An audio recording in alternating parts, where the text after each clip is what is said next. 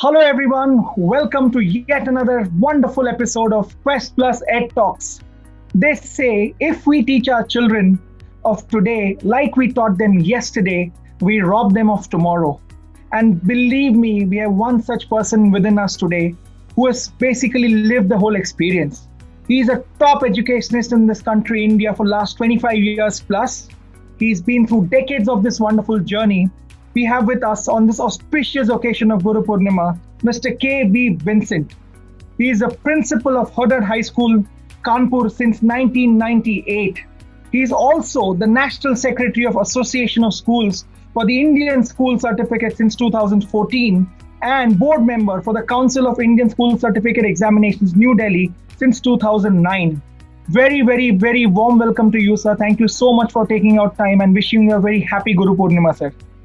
Those very, very kind words of introduction, and it's a pleasure being with you, and thanks a lot for this opportunity. Thank you so much. We are very, very happy and blessed to have you, sir.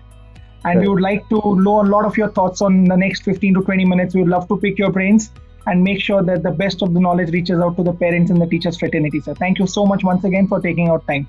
So first question that I would like to ask you, sir, you are an experienced academician for more than 25 years. And we have basically handled various genres like educational leadership, curriculum development, teacher training, counseling. How have you seen education changed in the last 2 to 3 decades? What was it earlier and what is it now? What is the major change that you have seen, sir? Well, as we all know, the changes have been tremendous. In fact, I started my teaching career in 1982 after completing my B.Ed with the St. Xavier's College, Calcutta. I got into teaching in 1982. It's a long time, and I've seen it all in these years. And so I can say that I've been through a very exciting period of time when a lot of changes have come. And today I would say more than changes, in fact, a transformation is happening at this point. So it was a different world when I started my career as a teacher, and then I had the opportunity to get into various areas of education as an administrator, as a support in many ways. Process, I got to interact a wonderful set of people, students, teachers, educationists, administrators, and so on. So it has been a learning experience for me. And what I have seen is that it has been change, it has been progress, it has been betterment. It has come to a stage where, say, from the time I started off to today, every day looks like a new opportunity and an area of excitement. Now, when I say that, anyone would be wondering what is so exciting about today's context. Now, with this pandemic on, with the schools practically shut down, and nothing much really happening apparently. But the fact is that behind the scene, a lot is happening. The fact that we are on a medium now, we are on a platform where we are communicating, itself is a proof to that. The way the changes came certainly is, as I said, an exciting journey. But certainly, if you don't go in with these changes, if you don't accept the changes, if you don't adapt to the situation, certainly we'll get left behind. So that is actually what is happening, I am afraid, in many cases. So it is good that you have taken this initiative to, enlighten people on various stakeholders on what is to be done at this juncture to take advantage of a situation and move forward. Thank you so much. Thank you for sharing those wonderful thoughts. So dear parents, I would like to say, as sir mentioned, change is here to stay. Change is always for the betterment. And in future also, I'm very sure we will see a lot of changes. Coming to my next question, sir. Year 2020 was a very unique year to say the least. All of a sudden, the COVID pandemic hit us. Schools were shut down overnight. Everybody moved to online medium of teaching. It was unprecedented. Nobody had seen something like this so far. It was very, very different. However, there was one very bright spot in the year 2020, the announcement of the NEP, the National Education Policy 2020, which I'm sure is going to introduce a lot of good things going forward in terms of flexibility in education, establishing high quality institutions, bringing an innovative culture. So what are your thoughts on the matter, sir? What changes do you anticipate in the education system after NEP 2020? And how should the teachers and the parents start preparing themselves for the future? So what are your thoughts on the matter? See, the National Education Policy 2020, I feel, is something which has been in the making but long overdue. It is so much relevant to the times we live in that I say long overdue because, see, if you understand, the previous National Education Policy was prepared in 1986 with some amendments in 1992. That was the policy which we followed all through, and we still follow that policy till this 2020 policy gets introduced. Now, why I say it is long overdue is because of the context in which the policy of 1986 was prepared and the way the context kept changing. The situation kept changing so much that today we are in the 21st century. In fact, the 2 decades are already gone. And we are in the 21st century. We are talking about the 21st century skills. And naturally, we need an education policy which can cater to the present need.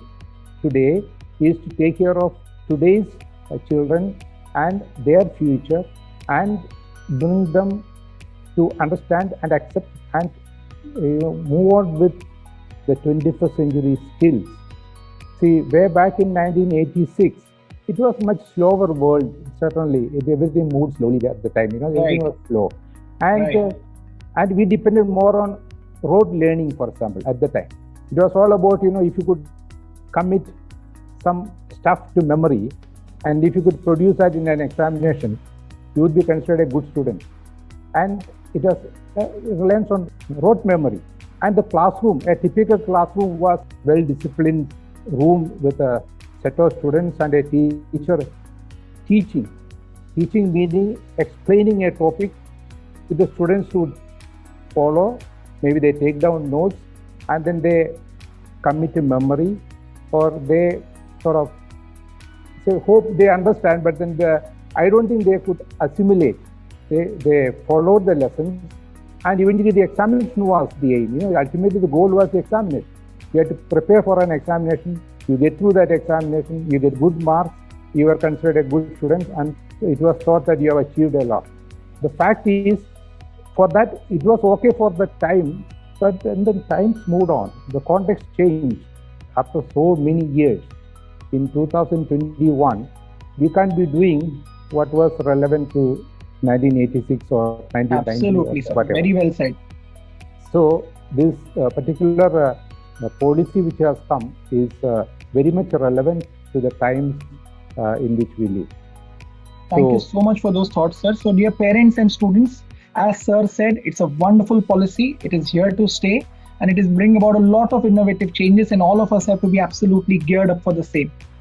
Moving on to my next question, sir, you have always been very vocal about technology in education. And as we've all seen, technology has changed the way classrooms operate, let's say 50 years back, then 20 years back, 10 years back. And last 15 months have basically showcased that the world operates on technology. Even though the schools were shut, the buildings were shut, the schools were always the children, and they were working online, right? So basically, technology has made sure that the teacher is no longer, at the center of attention. Teacher is more of a facilitator, more of a dispenser of information. So what message would you like to convey to all the school leaders on how they should use technology usefully in their particular schools, how they should implement better technology in schools, sir? Well, I think technology has always been there, as long as human race was there. People used their own technology to survive the times. It was more about survival in those days. Right.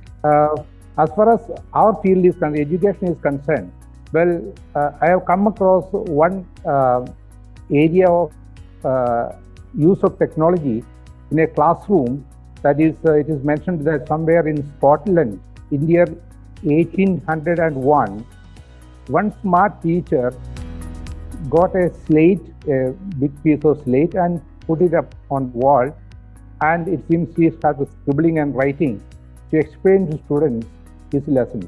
So, if you go back to that, that was probably a technology in the classroom. Wow. And then we know that as times went on, this particular slate became the blackboard of the classroom. And it was in England, in the USA, and so on, and then of course in India. But the interesting thing is, this particular technology was so much accepted that it continued to be there for more than a century. Truth is, even today, schools still depend on the good old blackboard, to teach. So that's technology in action, even today. Now, it was somewhere in 1960s that, especially in the West, they started with these green boards. And somewhere in 80s, they started with the white board. Somewhere in 1990 or so, they started with the smart boards. And somewhere in 2000 and beyond, they started with the interactive boards. See, today, we have come to a stage where these, devices have kept changing and getting, modern. So it is just a sort of a situation which is evolving, and we are moving with the times. Maybe it has taken less time today to move from green board to white board to smart board to interactive boards, from the slate to the blackboard, and then so on. Changes are bound to come, and it is inevitable. And when changes come, we have to see if the changes are good. If change is going to do good to you, one should accept those changes. The problem is about your attitude.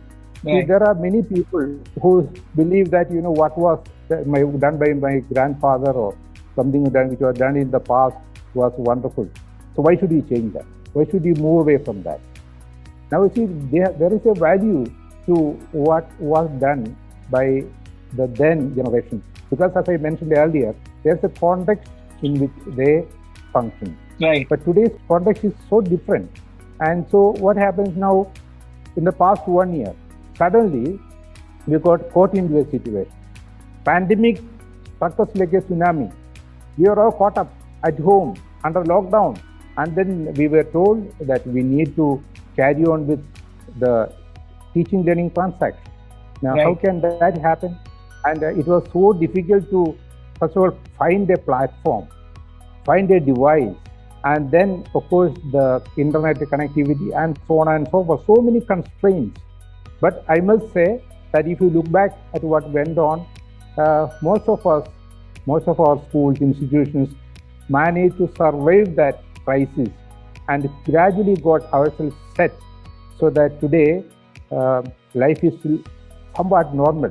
The platforms are getting better, the devices are getting better, and we are actually, sort of accepting the situation that we need to move on, and we are moving on. We are not stuck. Perfect. Thank you so much. So I will pick up 3 points, my dear parents, from what sir said. One, change is inevitable, right? So learn to manage change and then use that change to manage. Thank you so much, sir. Second, please always take step-by-step journey. Sir gave us a complete journey from a blackboard to a green board to a whiteboard to a smart board and then to an interactive board to various learning apps today. So the journey is definitely step-by-step. Plan it better. Very important. And third most important thing that I like from what sir said, context is the king. So understand the context and take decision. Things that worked in the past may not necessarily work now or in the future, right? So basically today's children, as we call them, are digital natives, right? So teachers will have to be digital migrants and go to their level and make sure the technology is matching. Thank you so much for that wonderful insight, sir. Let me move to the next question, sir. Today's world is very, very dynamic and ever changing. So as we all know, and you also mentioned a while back, sir, rote learning will definitely not work going forward in the future.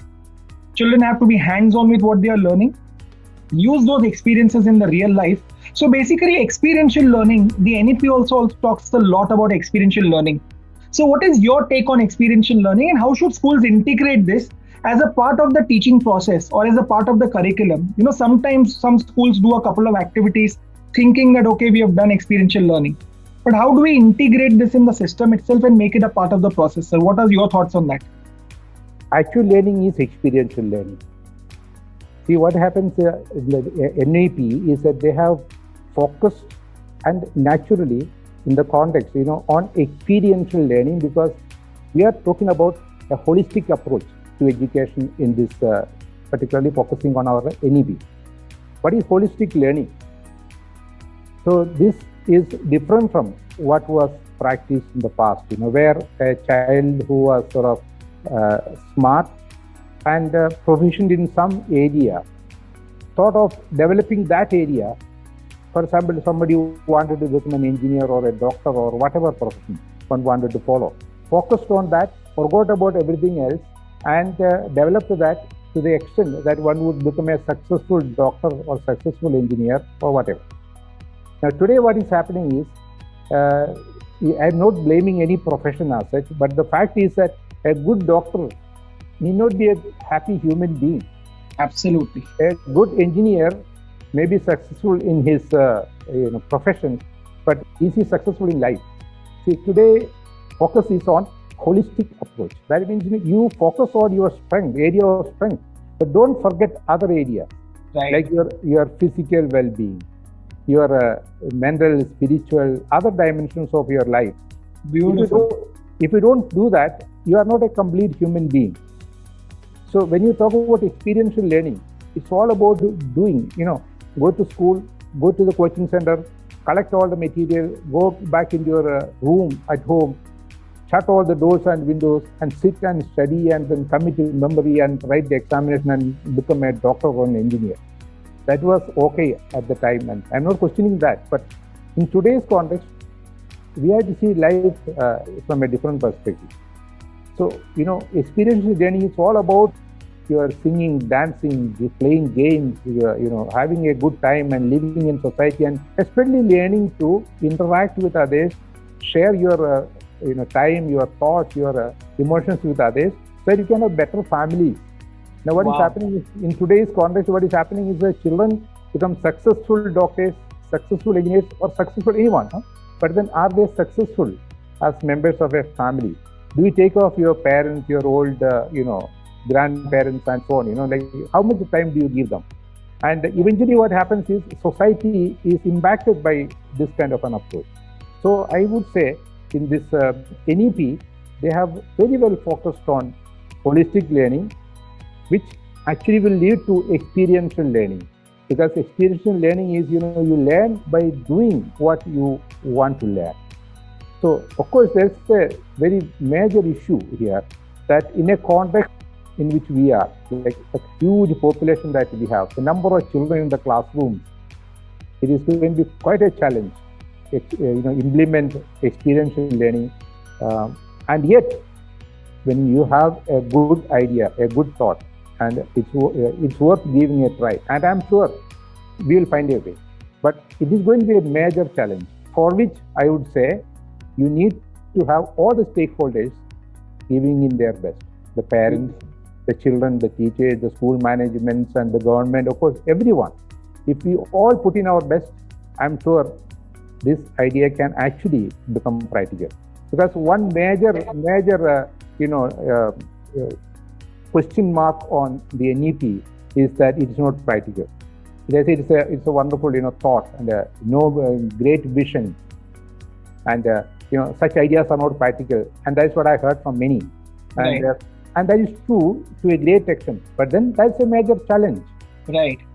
Sir, I really, really feel like giving you a round of applause right now. We have got one of the best statements that we've heard so far. You may be the best in your profession, but what happens if you're not happy in life? So holistic approach to life is very important. And as Sir has very rightly put forth a question in all of us who are working in the education sector, how do we implement the NEP practically? How do all the stakeholders come together and find solutions to make sure that this is implemented very well? Thank you so much, sir. Those are beautiful thoughts. Next question for the parents, sir. Last 15 months, students have been at home. Parents have been at home. There is friction. Students are not able to vent out or clear out their energy. Any message that you would like to give the parents and the student community, sir? Thank God that you got an opportunity to be with your children. And, always we talked about, no family time and so on. Of course, I am talking on a lighter note. Right. But the fact is that this was a wonderful opportunity. This is a wonderful opportunity to be together, facing a calamity or a crisis or a situation, and making the best of it. And so you get to know each other. See, the parent gets an opportunity to know your child. How many parents know their children normally in the way we go? Their peer group will know them better than the parents. Right. Sometimes the class teacher knows the child better than the mother. Absolutely. That has been the situation. But here, where you are sort of a companion to your child, education is all about a companionship. You are accompanying, you are moving along with your child. So here is an opportunity to be with your child in all that one does. Because of the constraints, you are stuck at home, no doubt. But if you make a plan, if you have time schedule, if you have a set program, what happens? You will find time for yourself. You will find time to spend with your child. You will find time to assist your child in her or his learning process. And I'm sure if you take it in that spirit, this is a God-given opportunity. And I'm sure this is a wonderful time, when this time will pass, certainly. Right. It's not going to be this forever. But I'm sure any parent recalling to mind that this particular stage will be grateful to God that you had your child with you for yourself, and for you could do a lot with the child. And you can see at this juncture you can introduce so many good habits in your children. For example, reading habits. As a parent, you know that the child is playing your time. One cannot play, one cannot go out. Okay, fine. So put the child into developing reading habits, or spending time, storytelling. So many things can be done with the children, depending on their age. So I'm sure it's going to be a wonderful time if you use it in the right way. And beautiful. So wonderful message to all the parents. Spend time with your children, plan your schedule well, get them into new activities, new hobbies. Thank you so much for patiently answering all our questions, sir. It was so wonderful to have you on the show. And we are really, really, really thankful to you that you shared your pearls of wisdom with all the students, parents, and this will reach out to a wider audience. And I'm sure they'll thank you as well for this wonderful thoughts. One last message for our team, sir, Singhania Quest Plus. We are a group of young educationists trying to bring about a small change. And we really, really look up to you. You've been one of our inspirations. We have been seeing the work that you're doing. One message for our team if you'd love to share, sir. Well, I congratulate you for this initiative, because today young people like you should be there to keep this going, because you understand the world better today. You are in the field, you are moving with the times, so you need the need of the times now.